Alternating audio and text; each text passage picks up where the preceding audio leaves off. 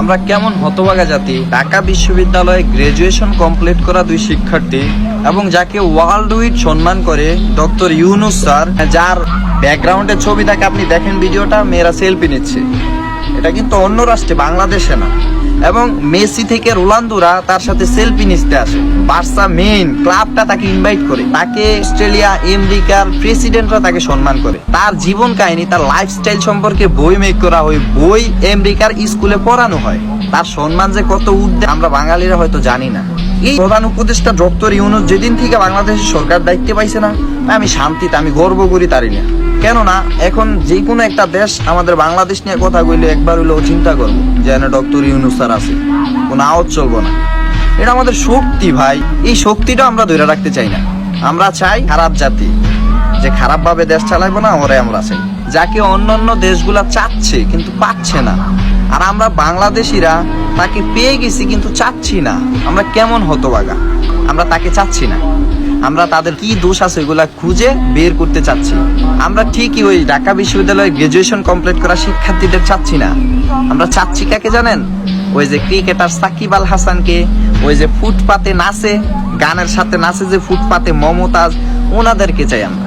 ওনাদেরকে স্যার বলতে আমাদের কোনো সমস্যা হয় না, কিন্তু এই শিক্ষার্থীদেরকে, মেধাবী শিক্ষার্থীদেরকে স্যার বলতে আমাদের সমস্যা হয়, খুব ইগুতে লাগে। ডক্টর ইউনুস স্যার কতটা বিনয়ী। আমাদের সাবেক প্রধানমন্ত্রী যখন রাস্তা দিয়ে বের হইতো তখন কিন্তু 1 ঘন্টা আগের থেকে রাস্তা ক্লিয়ার রাখতে হইতো। এরকম প্রাইম মিনিস্টার ওনারা, মানুষদেরকে কষ্টে রাখা ওনারা রাস্তা ক্লিয়ার করে যাইতো। তো দেখেন ডক্টর ইউনুস স্যার, তিনি জ্যামে আটকায় আছেন, তিনি রুলস মানেন, শিক্ষিত মানুষ, কতটা বিনয়ী। আমরা তাকেও পছন্দ করি না। হ্যাঁ, এবং আরেকটা বিষয় আমি ফলো করছি, এই ঢাকা বিশ্ববিদ্যালয়ে যে 2জন শিক্ষার্থী উপদেষ্টা হয়েছেন, ওনাদেরকে নিয়ে অনেকেই সমালোচনা করতেছেন যে সবাই তো আন্দোলন করছে, ওনারা কেন উপদেষ্টা হইল, আরদের কি হবে? দেখেন ভাই, যারাই আন্দোলন করছে সবাইকে উপদেষ্টা দিয়ে দিব, সবাইকে পদে বসাইবো, সবার অনুমতি সাপেক্ষে, আসিফের অনুমতি সাপেক্ষে, সবার অনুমতি সাপেক্ষেই তাদেরকে উপরে বসানো হয়েছে। এর মানে এই নেই যে তারা উপরে বসছে আমাদেরকে ভুলে গেছে। ওনারা উপরে বসছে আমাদের জন্য। ওনারা যে উপদেষ্টা হয়েছে না, আমাদের উপকার হয়েছে। আমাদের স্টুডেন্টদের মধ্যে 2জন গেছে, আমরা এখন ওদের সাথে ফ্রি মাইন্ডে কথা বলতে পারবো, আমাদের দাবিগুলা তুলে ধরতে পারবো। এটা তো ভালো।